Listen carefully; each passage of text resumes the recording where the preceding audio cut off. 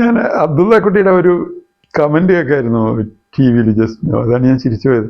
തൈക്കാട് ചാന്തികവാടം അതിൻ്റെ ഭംഗിയെക്കുറിച്ച് പറഞ്ഞിട്ട് അബ്ദുള്ള കുട്ടി പറയുന്നത് അവിടെ ഭയങ്കര ഭംഗിയാണ്, നമ്മൾ അവിടെ പോയി കഴിഞ്ഞാൽ നമുക്ക് മരിക്കാൻ തോന്നുന്നു. ഞാൻ ജസ്റ്റ് മുഹമ്മദ് റാഫി സാഹിബിനെ കുറിച്ച് ഒന്ന് രണ്ട് ചെറിയ കാര്യം പറയാനാണ്. നമുക്ക് എല്ലാവർക്കും അറിയാം റാഫി സാഹിബ് എത്ര മഹാനായ ഗായകനാണെന്ന്. പക്ഷെ നമുക്ക് പലർക്കും അറിഞ്ഞൂടാത്ത ഒരു കാര്യമുണ്ട്. അദ്ദേഹം അതിനേക്കാളൊക്കെ വലിയൊരു മനസ്സിൻ്റെ ഉടമയാണ്, വലിയൊരു മനുഷ്യനാണ്. ഞാൻ ജസ്റ്റ് ഇപ്പോൾ ഒരു വീഡിയോ കണ്ടപ്പോഴാണ് ജസ്റ്റ് ഇങ്ങനെ ചെയ്യണമെന്ന് തോന്നിയത്. കവിതാ കൃഷ്ണമൂർത്തി അവരുടെ ആദ്യത്തെ പാട്ട് റാഫി സാബുമായിട്ട് പാടുന്ന ഒരു അനുഭവം പറയുന്ന ഒരു വീഡിയോ ഞാനിപ്പോൾ കണ്ടു. റാഫി സാബിൻ്റെ ഒരു പാട്ടാണ്. അതിൻ്റെ അവസാനം റാഫി സാബ് പാടി കഴിയുമ്പോൾ ലാസ്റ്റിൽ 4 വരി കവിതാ കൃഷ്ണമൂർത്തിക്ക് പാടാനുണ്ട്. അപ്പോൾ അവർ റെക്കോർഡിംഗ് സ്റ്റുഡിയോയിൽ പുറത്തിങ്ങനെ വെയിറ്റ് ചെയ്യണം ഒരു സെറ്റിൽ. അപ്പോൾ 3-4 പ്രാവശ്യം പാടുമ്പോഴും ഒരു ലൈൻ റാഫി സാബ് മറന്നുപോകും.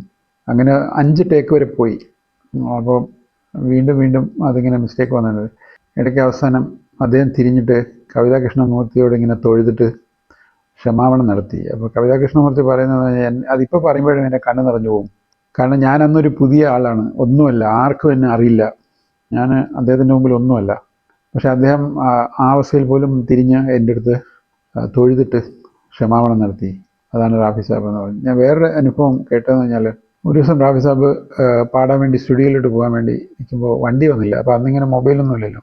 അപ്പോൾ അദ്ദേഹം കുറച്ച് നേരം വന്നിട്ട് വണ്ടി കാണാത്തതുകൊണ്ട് അദ്ദേഹം വീടിൻ്റെ കുറച്ചപ്പുറത്ത് ഒരു ബസ് സ്റ്റോപ്പുണ്ട്. അങ്ങനെ നടന്ന ബസ് സ്റ്റോപ്പിൽ പോയി നിന്ന് അവിടുന്ന് ബസ് വന്നപ്പോൾ അതിനകത്ത് കയറി അങ്ങോട്ട് പോയി കഴിഞ്ഞപ്പോൾ ആൾക്കാർ പതുക്കെ തിരിച്ച് അറിയാൻ തുടങ്ങി. റാഫി സാബിനെ തിരിച്ചറിയാൻ തുടങ്ങി. അപ്പോൾ ഒരാൾ വന്ന് ചോദിച്ചു, റാഫി സാബ് എന്ന് ചോദിച്ചു വന്നു.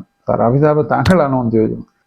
അപ്പോൾ റാഫി സാബ് പറഞ്ഞ, ഞാൻ പാട്ടുകാരനെന്നേ ഉള്ളൂ, ഞാൻ മനുഷ്യനാണ് എന്ന് പറഞ്ഞു.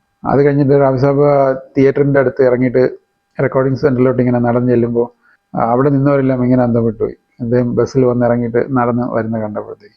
അപ്പോൾ അവിടുത്തെ റാഫി സാബ് അത് തന്നെ പറഞ്ഞത്, ഞാനൊരു സാധാരണ മനുഷ്യനാണ്, പിന്നെ ദൈവം എനിക്കൊരു നല്ല ശബ്ദവും തന്നു, അല്പം പാടാനുള്ള കഴിവും തന്നു, ആ ഒരു വ്യത്യാസമേ ഉള്ളൂ, ബാക്കിയെല്ലാം ഞാനും നിങ്ങളെപ്പോലെയാണ്.